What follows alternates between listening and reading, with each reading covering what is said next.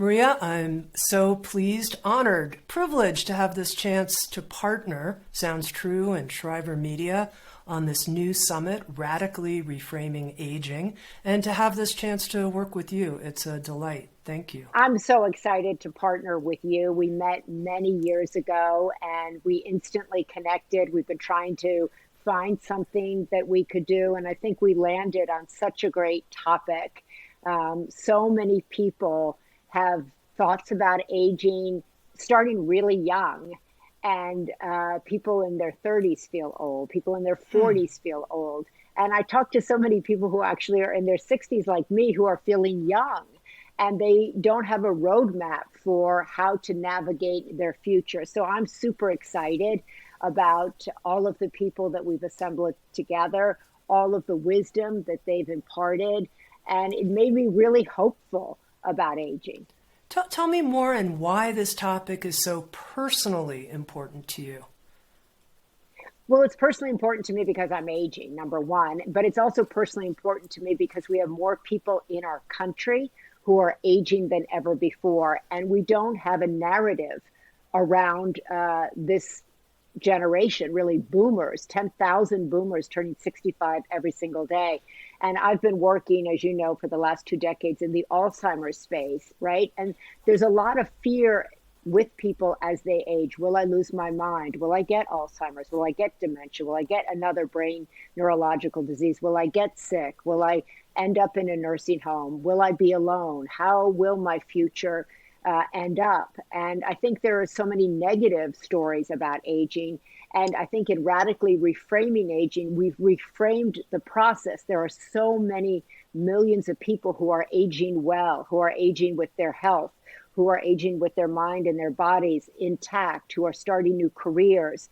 And I think, once again, kind of at what point do you consider yourself aging? And I've talked to so many young people, as I said, who say, I'm aging and they're 30, or I'm aging and I'm 40, or I feel old in my 20s. And so I think kind of just talking about what does that mean to you? What does aging look like? And reframing it as a gift, reframing it as something that you begin to think about in your 20s and 30s in terms of your health, in terms of your brain health, your spiritual health. And that we talk about, if you've raised your kids, what do you go off and do? If you leave a marriage, what do you go off and do? And I think having inspirational stories for us as we age is critical to how we age.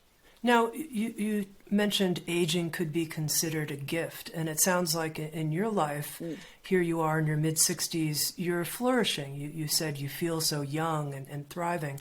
But to that person who hears aging could be a gift, and they think, I don't feel so great I'm in my 60s, 70s, and 80s.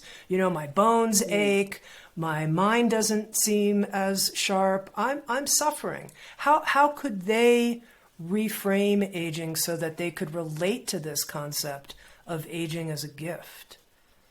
Well, I think, you can feel that in your 30s or 40s, right? And so I have great empathy and compassion for people who are in pain. I think that's a real thing, right? And so it's really hard, whether you're in pain in your 30s, your 40s, your 50s, or 60s, to be optimistic, to be hopeful. So I think kind of that comes to healthcare, right? Being able to get good doctors, being able to get good advice, being able to get out and walk, being able to kind of be hopeful about your future. So there certainly are people who, for whom, aging isn't a pleasant experience due to their health or due to the fact that their mind isn't what it once was. But I've come to understand that for me, I work on my mind, I work on my body, I work on my frame of mind. So it's not like every single day is great.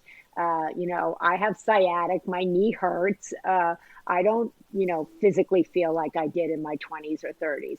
I get it, and I know that, but I understand that to think that I could or that I would is also not realistic. So I find myself trying to stay in gratitude for where I am today and not project myself forward. Are these the good old days? But to try to have a visualization that my best days are ahead of me if I continue to exercise, if I continue to try to prioritize what I eat, if I try to prioritize my brain health. I mean, who knows? That's what life is. But I think certainly, as Jane Fonda said to me not too long ago when I was interviewing her, I said, how do you continue to do all these things in your 80s? And she said, well, first of all, I'm in good health. So that's a prerequisite to being able to continue with your passions and your purpose, to be in good health. So that's why I try to talk to kids all the time to prioritize their health in their 20s, their 30s, their 40s, because that has a big impact on how you're feeling in your 60s, 70s, and 80s and beyond. But I have great empathy, as I said, and compassion for people who are in pain, because that's a rough road. And I think kind of being able to offer compassion and empathy, to hold space for people who are struggling with their health is something that we can all do and hold for someone else. Beautiful. Thank you, Maria. Now, I know as a woman turning 60 this year, that's my situation, someone who hasn't necessarily bought into a lot of the cultural beauty myths, I still have noticed that I felt a certain pressure as I've aged. Like, you're really not going to dye your hair? You're just going to be silver? Really? Really? Even though you're on camera in different situations? And it seems that there's a myth in our culture that women, in order to be vital and attractive as they age, have to project some kind of youthfulness. And I wonder what you think about that. Well, I think that's probably true, but I think that's why reframing aging is so important. I think you see now a lot of women saying, I'm going to let my hair go gray. There was a congresswoman who wrote about that just the other day, saying during COVID, she had to give up some certain things because she had too much on her plate. She had kids, she had a job, she had parents. So she gave up dyeing her hair, and everybody, commented on it. I think kind of holding your ground and knowing what's good for you. So if you want to not dye your hair and then owning that, I think is really attractive in a person.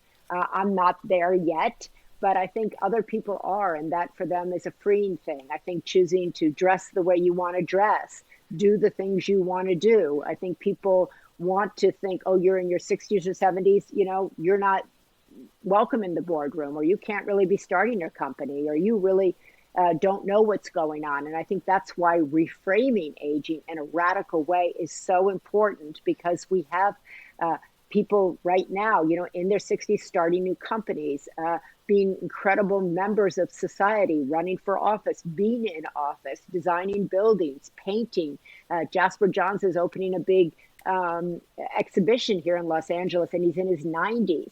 So all of these things, I think, push up against the old image that we have about aging, right? We think of grandmothers as people who are like gray-haired, sitting in a chair and not doing anything. We think of people who are in their 60s, retired and on a golf course. None of these images, I think, have kept up with the way baby boomers particularly are changing the rules and changing how they want to be viewed, changing how they want to learn. You hear a lot about people who are in their 60s and 70s adopting a beginner's mind, taking care of grandchildren full time, running marathons, launching exhibitions, designing buildings. And we don't have a story out in our culture for others to see and to say, like, oh, I'm not alone in wanting to do this, or I'm not alone in wanting to do that. Or there's a lot of women who want to have gray hair or want to let it go and feel great about it. Oh, okay, I can do that. So I think in a way, that's why we're all here, right? Is to share our stories, to share what it felt like, what it feels like. And that gives people, I think, comfort. They feel supported, and they feel like, okay, there's a community out there of other people like myself pushing the envelope in different ways, and I can too. Now, in the Radically Reframing Aging series, you talk to people that you call groundbreakers. What's a groundbreaker to you? I think you're a groundbreaker, right? You're just saying, I want to do it. I want to build my company the way I want to build it. Yeah. I want it to have a particular imprint out in the world. I want it to have a specific culture. I want to wear my hair the way I do. I'm in the relationship that I'm in. I hire the people that I want. I live in a city. You say maybe you should have your media company in LA or New York. No, I want to have it here in my home. So to me, you're a groundbreaker. You've been way ahead of the curve, in my opinion, than almost anybody. And you carved out a space that didn't exist and you owned it. So to me, you're a groundbreaker. And Well, thank you, there are Maria. other I know people. I feel terrific as you say that. Thank you. Yeah. Well, it's true. Please keep It's going. true. Yeah. No, but it's true. Sounds true. It's true. Sounds true. It sounds true because it is true. And you are putting thinkers who cause us to rethink out into our culture. And to me, that's groundbreaking. So that didn't exist when I was in my 20s, 30s, or 40s, right? I wasn't open or hearing that. So I think people, I look at Nancy Pelosi, and whatever you think of her politically, to me, she's a groundbreaker. She's somebody who's 80 years of age and she's in her prime.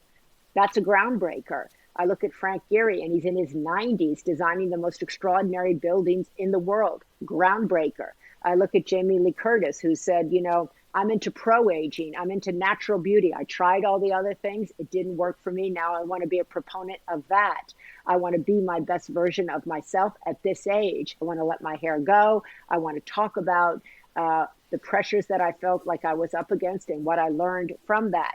Dan Buettner is a groundbreaker. He discovered the blue zones, and he has been trying to educate all of us about what we can learn from the people who've lived to be 100, how they did it, and how we can implement what they did in real time, in real life.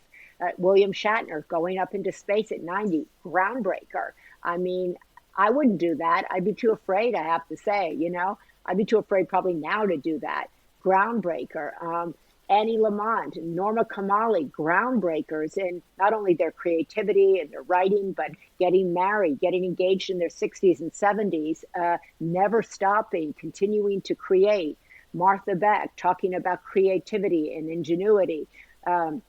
Dr. Sinclair talking about getting people comfortable with the term lifespan, getting people comfortable understanding that their health is their most important asset and what they can do right now to extend their lifespan in a healthy way. And the list goes on. I think, that's why I think all of the people that we've assembled are really fascinating. They're all different. They all bring different expertise to the table. And so I think kind of thinking about them as a group, they're groundbreaking in all areas, whether it be in science, medicine, the arts, creativity, politics, you name it. And so that, to me, my hope is that it will inspire people from all walks of life, right? All areas of human endeavor to look forward, to believe that their best days are ahead of them, to take control of their health, to take control of their mind and their own narrative. And as you well know, Tami, kind of the narrative we tell ourselves about ourselves is so powerful. And if we tell ourselves we're old and irrelevant and our best days are in the back, we're going to feel like that. We're not going to feel good about where we're going. And we won't even believe that we have anywhere to go. So I think kind of fundamentally being positive about your own life experience, even the ups and downs with it, right? Owning your story and then thinking about how you want your story to go the next 10 or 15 or 20 years is a really powerful act of self-compassion. It's an act of empathy for oneself. And I think it's inspiring. I always try to tell people, live a life that inspires you. Because if you do that, it will inspire others as well. Mm-hmm. Now, I mentioned, Maria, that I've felt comfortable going against the collective narrative in terms of appearance when it comes to aging. Mm-hmm. But one of the ways that's been harder, and I'd love to hear what you have to say about this, because I think, God, if this is hard for me, this is probably really hard for people, is to believe that there are certain dreams that I have that maybe I didn't actualize when I was in my 40s, 30s. I thought I would, but I didn't. And now here's the phrase inside, it's too late. It's too late to do that. It's too late. I got too old for that. And like what? I don't oh, know. like a what? new project I would want to start or something, and some idea that somebody who would succeed at that project would have started it a lot younger, something like that. That you can't really, with how many years left, can you really take on these new things? And so I'm curious just what you think about that and how we can shift our inner narratives to give ourselves permission that if there's a dream that's still alive in us, there's a reason that dream's still alive. Yeah, and I think kind of if there's a dream that's still alive in you, why wouldn't you try to implement it? Why wouldn't you try to actualize it? Sometimes we have a dream, that's inside of us, but if we really step back, we think like, I don't really want to do that. It's just kind of a dream there, but I don't really want to do it. And I would ask myself, why didn't I do it? And was it like I've always wanted, I had some kind of little dream, I always wanted to open a small bakery, a coffee shop with muffins and croissants and all that kind of, because I liked it. But I didn't really Yeah. do it. I mean, I didn't do it at all. And then I say to myself, well, did I really want to do that? And if so, why didn't I? And other dreams I had, I really wanted to do, and I did. So I try to focus on the dreams that I had and that I implemented, and think about the other ones that like maybe they just didn't rise to the top. Maybe they just weren't as important. And I think, people have lots of dreams, but I would focus one's attention and one's mind on the things that you did actually do. I talk to so many women who say, I didn't do this or I didn't do that. And I say, well, I know your kids and you raise these kids. And they'd be like, oh yeah, I did that. And I'm like, and you've been married for, 20 or 30 years. And they're like, yeah, I did that. And I'm like, well, was it your dream to build a marriage, to have a family? Oh, yes. Well, you've actually actualized your dreams, right? You're comparing your dreams to someone else's dreams or someone else's achievements and then negating your own. I feel people do that a lot. Mm-hmm.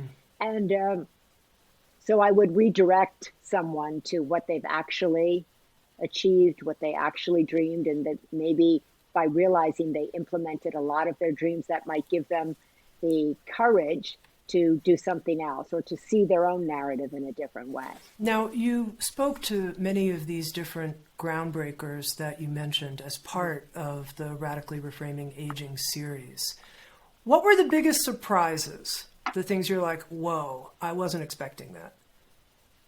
Well, all the way through, sometimes people say to me, oh, you've been in journalism for 40 years. What was the best interview? And I'm like, sure, there wasn't, because I'm always so interested in whoever I'm talking to at that given moment. I think, as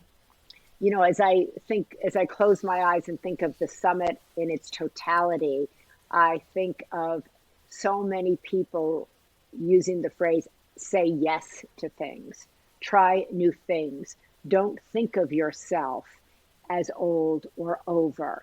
Just jump into things. There's a tendency to stay home and watch Netflix and chill, right?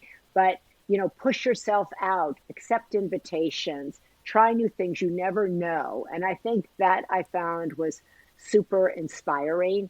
And I think, believing in yourself and just kind of saying yes was a big umbrella thing that really stayed with me. And I have to say, after we finished the several days of filming, I felt a certain energy that I hadn't felt before.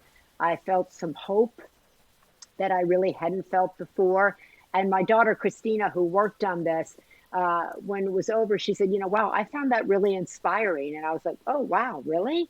And she goes, yeah, because when I think about aging, or my generation thinks about aging, there's nobody sharing these secrets or these lessons or these kind of thoughts. And here they all are in one place. And I thought, well, wow, that's so great. Because when I was her age, I didn't see a Radically Reframing Aging summit.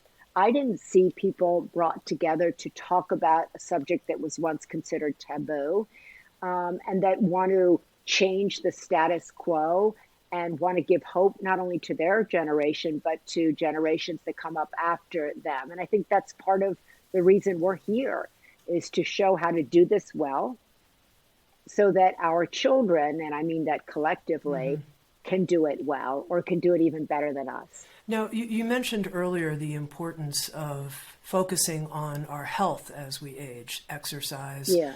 that type of thing. What were the biggest takeaway lessons for you personally where you thought, I'm really going to do this so I can age well? Well, I've been, because of my work in the Alzheimer's space the last 2 decades. My dad, as you know, was diagnosed with Alzheimer's in 2003. And so I've been on this um, path trying to understand this disease. I reported for the first time that it disproportionately impacted women. So I've started to try to understand why that is and delve deep into women's health. And so, with all the doctors and the researchers that I've met over the last 20 years, all of them continually talk to me about the importance of what we eat, how we move, who we surround ourselves with, having practices to help us manage our stress. Now, I don't do it as well as all the information I have. I still struggle with sugar. I still struggle with stress. But I do know kind of the importance of implementing habits that help me age well. And so I know a lot more in this space. When I was growing up, my mother, who struggled with her health, used to always say to me, your health is your most important asset.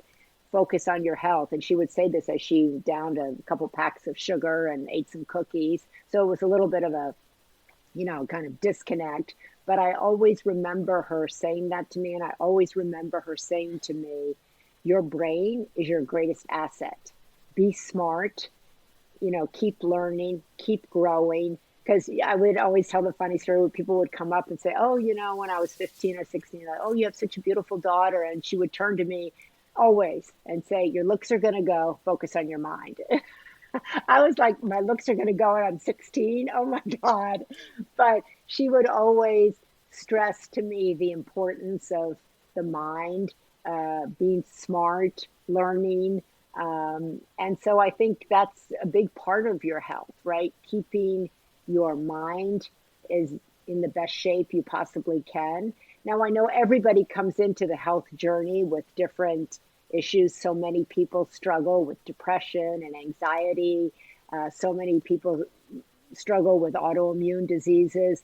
So I think it's kind of, when I speak about our health, I speak about it in like the hope that we can all prioritize it. But many people have a more challenging road with that than others, which is why obviously healthcare is so important, which is why good doctors are so important, which is why it's so important that doctors have the time to talk to people about what's really going on within them. It's why we need to reframe how we see therapy. And I think we're in the process of watching the world reframe mental health, which is fantastic. So I think, we're in the process, which I find really exciting, that we're reframing so many things that certainly I grew up with. And I think they need to be reframed because they're out of date, out of touch, and the status quo doesn't work for people. When you say we need to reframe therapy, you mean from something that people who are... Well, I think certainly when I grew up, it certainly, as I was growing up, the feeling was you only went to therapy if you were, mentally Crazy. Challenged, right? Crazy. Yeah, count me in. I didn't grow up with like, oh, if you have an issue, you should go to therapy. That wasn't the message that was given to me. I actually went to therapy for the first time in my mid 50s. And because I just never knew that I could go, should go, or that it would benefit me. And I feel like I advocate to my kids all the time, go to therapy. If you're in a relationship, go to couples therapy. If you're struggling with something, find somebody to talk to. I think kind of promoting that as something that strong people do, as something that people do to stay mentally healthy, to stay communicating with someone that they love.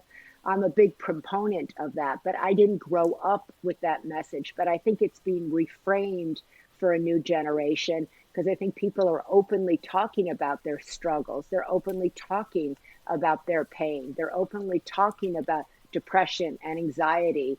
And I think that's a really good thing. And I think like everything, it can go maybe over here. And so that people who are really struggling with it feel like people are minimizing what they're actually doing or really having to do. So I think that's kind of, we all have to find the middle ground, I think, on all of these things. But I'm a big proponent of therapy. And, Yeah. and I'm also a proponent of making it more accessible to more people. Yes, indeed. Therapy as a support for our growth, too. Not just Yes, problem solving, but absolutely. just a way to keep evolving and learning more and being greater contributors. All right. And learning how to communicate, right? Yeah, I for mean, learning sure. how to communicate. Nobody ever talked to me growing up about, this is how you're supposed to communicate in a relationship. This is how you communicate with children if you're a parent. This is how you communicate in a way. This is what projection is. This is what, when someone's fighting with you, maybe they're fighting about something that has nothing to do with the fight that you're actually in. All of these things were like, I was always like, oh, wow, really? So I wish I'd come to a lot of that earlier in my life. Now, Maria, I just want to circle back for a moment with all of the work that you've done with Alzheimer's prevention and Alzheimer's research. Would you be able to summarize for us?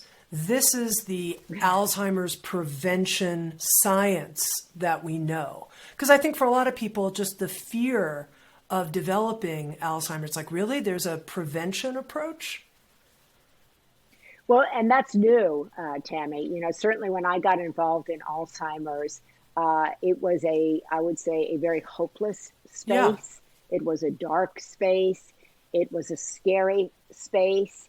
Nobody talked about prevention. Nobody talked about brain health. Nobody talked about women being disproportionately impacted. Nobody talked about people of color being disproportionately impacted. So this space has gone through a whole kind of rebranding, reframing, I would say. And in the last several years, we've begun to be able to see the brain in a different way through technology. We've been able to try to understand the brain in new ways. We still don't have like, this is the exact thing you should do and you will not get. We don't have that. And anybody who tells you, if you do these 5 things, you will never get Alzheimer's, dementia, Parkinson's, that's just not the case. What they can say is, we know what is beneficial to a healthy heart, and we now know what's beneficial to a healthy brain. We now know that exercise is critical to a healthy brain. We know now that food impacts our brain. We know that sugar is horrendous for the brain, and anybody who eats a bunch of sugar can feel it, if they're really honest, in their brain. They'll feel brain fog, they'll feel lethargic, they'll feel like a sugar hangover. I myself have felt that. We now know, right, that sleep is critical to resting your brain, to allowing kind of accumulation of, they call it trash in the brain, to actually dissipate while you sleep. So emphasizing sleep, emphasizing exercise, emphasizing food, emphasizing a practice to manage stress so that you're not kind of burning cortisol and being on high alert all the time is really helpful to the brain. Keeping the brain growing, and by that I mean learning, practicing new things, trying to, like when I wake up in the morning, I brush my teeth with my left hand. Just to kind of jigger up the brain a little bit. I try to go out of my house in different, sometimes I go out to the right, sometimes I go out to the left. I try to remember the way as opposed to looking at, my navigation system, trying to memorize people's phone numbers, trying to I post all the time on Instagram, brain teasers, trying to get, which I never get. But trying to get you to use your brain and stress your brain. That's also super important. When it's hard, push through it, just like in exercise, right? Push through that word problem, push through that math problem. Now, I'm not good at that at all, but I know it helps my brain. So from time to time, I try to do that. So we do know that those things help. We do know that if someone in your family has had Alzheimer's, that doesn't mean you're going to get Alzheimer's. And we also know that if someone in your family hasn't had Alzheimer's, that doesn't mean you're going to get a free pass. So I think it's really important. I try to stress, increased funding at NIH to understand the brain, increased funding for understanding the path for neurological diseases, clinical trials that now look at people at a much younger age than they did when I first got involved in this space. So part of my mission out in the world is to educate people about their brain health, particularly to educate women who at midlife have big choices to make about hormones or not hormones, and to understand that a lot of the research now says that hormones are neuroprotectors, but it's important when you start to open the discussion about menopause. That's a radically reframing of aging. I never spoke to my mother about menopause. I never spoke about sex to her either. But menopause is kind of this huge transition in a woman's life, and it's a brain transition. And so we've not talked about it because women see it as a sign of aging. They see it as a sign of losing perhaps their sexual prowess or their beauty, right? So I think kind of reframing that as just a different stage of life, and yet women can go through menopause and still be beautiful and attractive and sexy and wanted, right? And kind of reframing that for women, I think will open the conversation for women to talk about perimenopause, to talk about menopause, to talk about being postmenopausal. That's a part of aging, right? Indeed, yeah. Now, Yeah. Maria, I wanted to ask you a question, another question about Alzheimer's, which is you mentioned that your father developed Alzheimer's, Yeah. and that Mm-hmm. just because it's in your family, it doesn't mean that you will develop Alzheimer's yourself. But I wonder, did that create a fear in you? Like, because it's in my family, I'm going to need to go extra hard in this direction. And when that fear comes up, what do you think is a useful way of relating to it?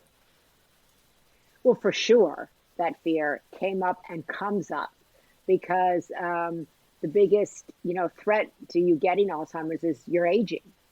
So I think about it not so much in terms that, oh, my dad got it, I'm going to get it, but I think about it in terms of like I'm aging and I don't want to get it because I want to be independent. I don't want to be a burden Yeah. to my children. I want to know their children. I want to be healthy as I age. So I think about it a lot. Sometimes I think about it too much, but I'm also working on it all the time. So it's kind of in my mind space a lot. Sometimes I think it's in my mind space too much.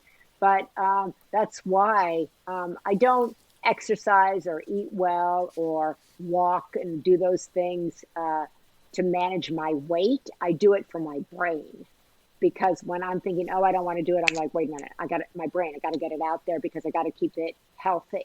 And that's a switch for me as a woman, somebody who worried about their weight growing up. But now everything I do is like, is this good for my brain? Because that's, what I'm most concerned about as I age. But I find that when I'm afraid of something, I will either write out the fear. What am I actually afraid of? And I'll write it out to see what it is on the paper. And I've often found for me, when I write something out, it dissipates. I try to walk it out, write it out. And then sometimes I meditate and kind of visualize what is it that I'm really afraid of. I try to have tools and practices for anxiety, for fear, for when I feel, down. And it usually involves those things. It involves writing, walking, sometimes riding my bike, the life cycle.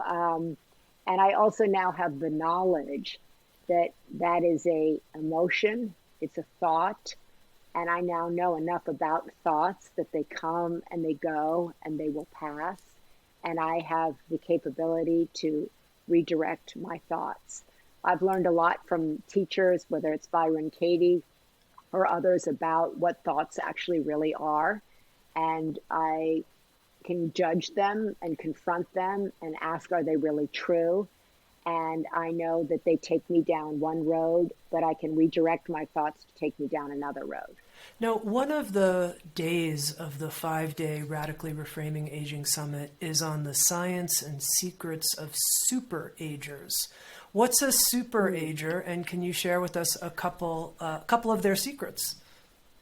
Well, no, I'm not going to share because then you won't go to the summit, right? So you have to go to the summit to find out the secrets of superagers. But I think whether they're superagers, and those are people in their 90s and hundreds who are out kind of, being independent, whose brains are, sometimes I did a story for the Today Show on superagers, and they were in a study at Rush in Chicago, and they had the processing speed of 20 and 30-year-olds. They had the memories of 20 and 30-year-olds. And so, what people study, what makes a super ager? What did they do in life that might lead us to also becoming a super ager? And so we talked with Dr. David Sinclair and others who kind of have really taken control of their own health, their own diets. Many people, well, we talked to two in the summit, one of which who takes a lot of supplements and one who didn't, but one who had a very specific mindset around aging. She said that she didn't feel old or that she was aging until she was 93 and was COVID. And then she was like, I think I'm getting old. But, I've always been interested in talking to people who are older about, how they have managed their path, how they are still in their 80s or 90s, dressing in such a creative way, working in such a purposeful way, living in such a mission-focused way. And it's usually people who have all of those things: purpose, mission, independence, creativity, and a mindset that sees themselves in a specific way. Now, I'm curious, in all of the conversations that you had as part of this series, did you notice that there were cultural differences that were pointed to, where aging perhaps doesn't need to be as radically reframed in other cultures as it needs to be reframed here for us in Western civilization? That's such a good question. And I think, yes, I think there are certain cultures who handle aging much better. And there are certain cultures where families live together, stay together, honor people who are aging, look at people who are aging with reverence. I think in American culture, we're so focused on youth that their ageism definitely exists. I mean, every single one of my friends has said that they have felt it in the workplace, whether they worked at the network and network news. Ageism is there in plain sight, right? Whether they were once a model, whether they were once a corporate person.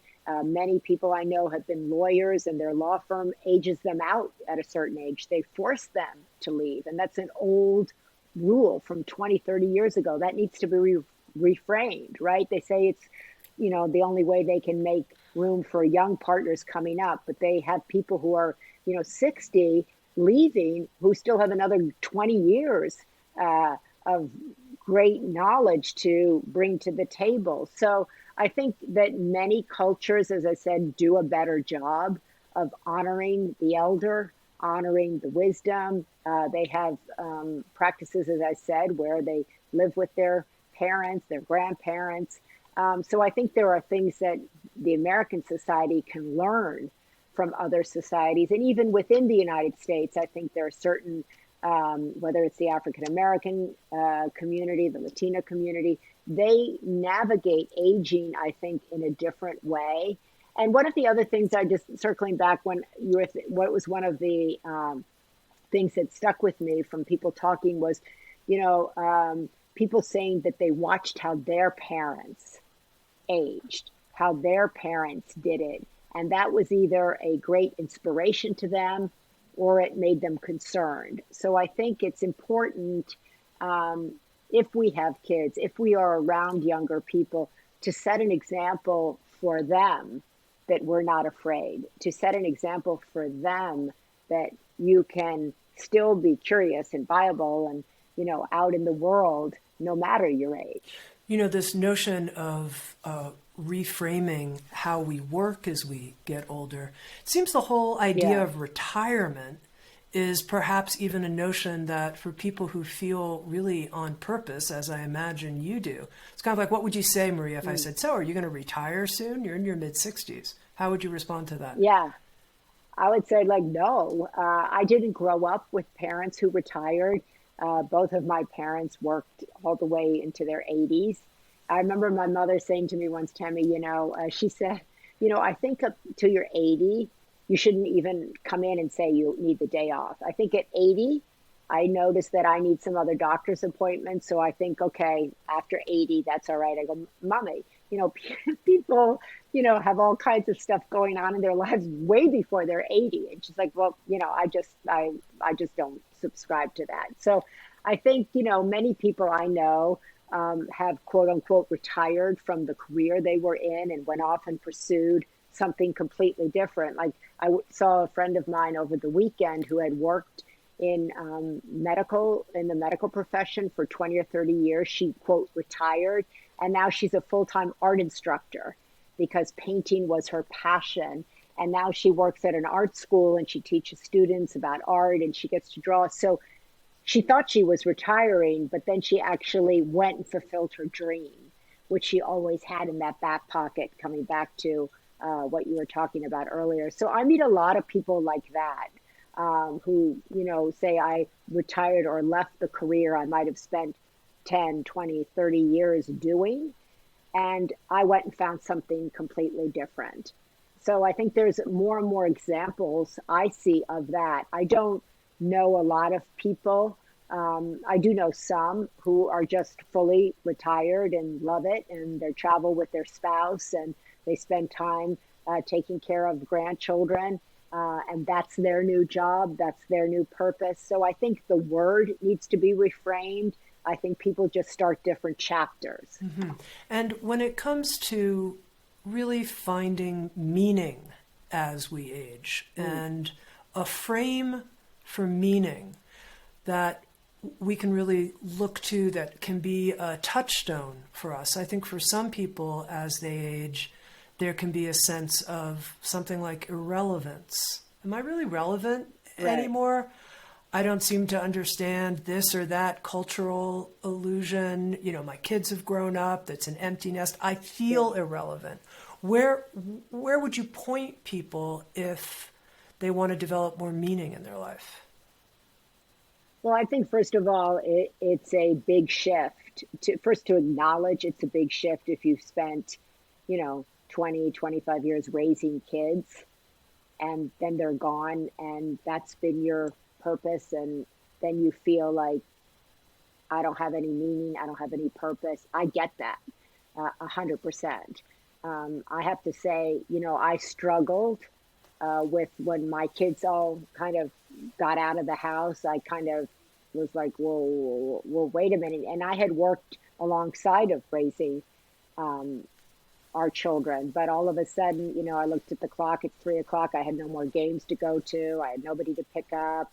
I had nobody to have dinner with. So it took a while to reframe, restructure my day, reframe like the reality that I actually was like, okay, wait a second, I don't have kids at home anymore. I'm actually, in my case, living alone.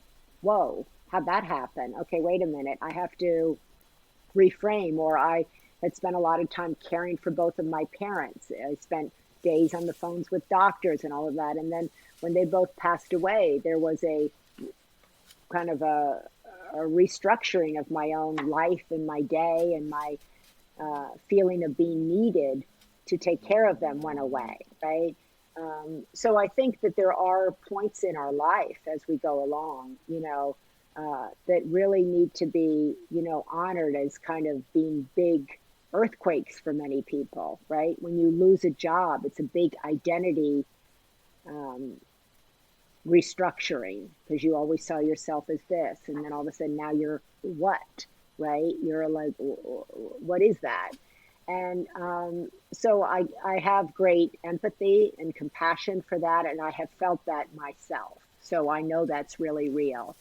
And I think that in the times that I have felt it, I've tried to kind of take baby steps towards remembering what I do well, and then trying to take a baby step towards that. And that's really kind of my best advice. I think, people always say, try to find some sort of way to be of service because it gets you out of your head. And I think first honoring that, like, wow, I do feel empty here. I raised my kids and now they're not there. And so who am I? Or I was in a marriage for 25 years and now I'm not. That feels like it needs reframing. I need to reframe my identity. Boom, I feel that. Or, um, I lost my job. What does that mean now? I have to reframe. I have to recalibrate. So I think first giving yourself some compassion for that. And I think that's why kind of talking about these things is helpful because, um, I think then you feel like less alone when you go through it. I was certainly terrified when our last kid went away to school, and I was like, oh my God, now what for me? And so I think you have to kind of like, keep going, and keep trying to figure it out. One of the themes I'm feeling in this conversation is whether it's about our appearance or menopause or fears about brain health or feelings of emptiness, that having the conversation Yeah, publicly is such an important part of the reframing process. We can't come to this new exactly. frame until we're willing to really share our experience and talk about it and not hold back and push it under the carpet.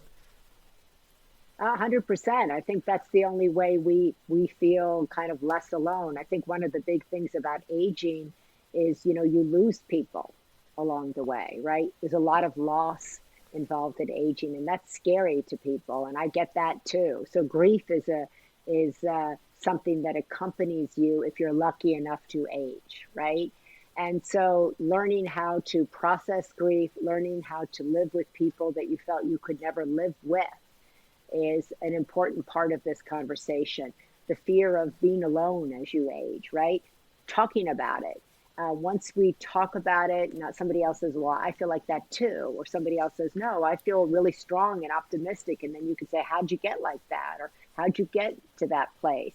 I think all of these things help not only us, they help other people, and they help our culture at large. I think kind of talking about Alzheimer's helps people who are dealing with Alzheimer's, helps families, helps researchers and doctors, and it helps people write about it and experience it. And talking about, being an empty nester, talking about trying to balance a career and parenting and partnering, talking about, kind of long marriages, or talking about how you feel when your marriage ends and how you uh, found your footing, talking about falling in love again. All of these things, I think, are part of life, right? Life isn't just you grow up, you go to school, you go to college, you meet a guy, you get married, you have kids, and that's that. Well, what happens to the next 40 years of your life? Where's the narrative for that? That's what I'm interested in. And talking about things that are uncomfortable to talk about, the last thing I wanted Yeah, to talk to you about is where the aging process takes us all, which is to our death. And how right. do we radically reframe dying for ourselves? And Well, I yeah. think yeah, I think that's a really big part. As I said, grief is a part of aging, and death, you're walking closer to death every day that you age, right? But I also learned growing up in my family that people can die at a very young age and die very suddenly, right? And people can live to 100, and there's that too. So I've, really I've written about death. I wrote a children's book about heaven. Um, because I grew up when people walked out the door and they didn't come back, death has been kind of a companion in my life, wondering about it. I've done several stories on people with near death experiences. I've talked to people in hospice. I've done some PSAs for the hospice movement. I'm always reading pieces about regrets of the dying, or how people get to a place where they can feel at peace about dying. Um, that I think is a whole other subject. How do we reframe death so that we're not terrified? Because, it prevents us from living if we're terrified of dying. But I think the challenge for all of us is to how to live well and how to die well, how to kind of feel that you did and brought your best to your life, and that you die with as few regrets as possible. We'll all die with some regrets, but having been in the room with my mother when she died, having been in the room with my father, having been in the room with a close friend not too long ago as she died, it's an awesome experience to be with someone as they transition to what I call their next great adventure. And I was reading just over the weekend about Thich Nhat Hanh, who I had the chance to meet and went to hear him speak several times, and how he really began to think about dying well and what does that look like and how to be at peace with that. And I understand full well the fragility of life at every stage. And, am I afraid to die? Yeah. But I always think to myself, or at least I think, or if I die tomorrow, is do the people I love know that I love them? Check. That's the most important thing for me, is that do my children and my friends know that I love them? And I sit there all the time and feel like, wow, I've had a blessed life. I've had a great life. And I've spent this latter part really of my life constantly telling people that I love them and that they're important to me. And because we never know, right? And but I think kind of how we look at death is a big subject.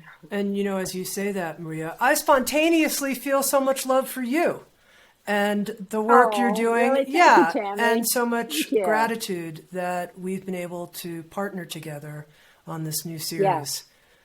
I've been speaking with... I'm really, as I said, grateful to you for jumping into this subject, and really grateful for you and to you for being the groundbreaker that you are. And I want to do more things with you, because I think kind of what we're putting out into the world matters.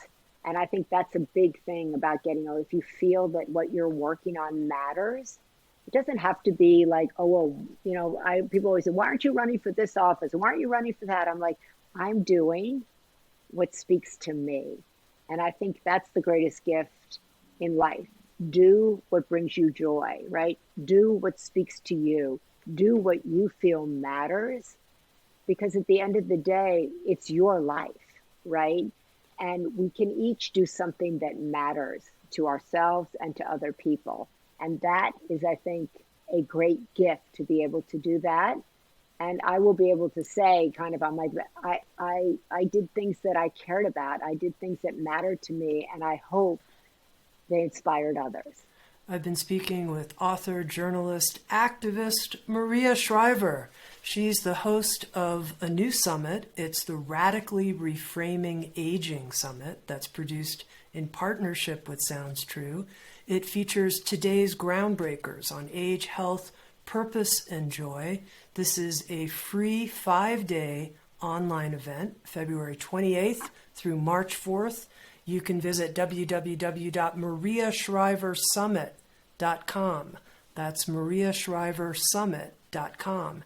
And featured in the series are leading voices such as Jamie Lee Curtis, Deepak Chopra, Goldie Hawn, William Shatner, Annie Lamont, Rob Lowe, neuroscientists, psychologists, researchers, all looking at how we can reframe aging and turn it into a time of flourishing, of deepening, of doing what matters, of putting our heart, our authenticity, and our love forward. Maria, thank you so much for being on Insights at the Edge. Awesome. Thank you, Tami. Sounds Thank you. true. Thank you. Waking up the world. Thanks, everyone.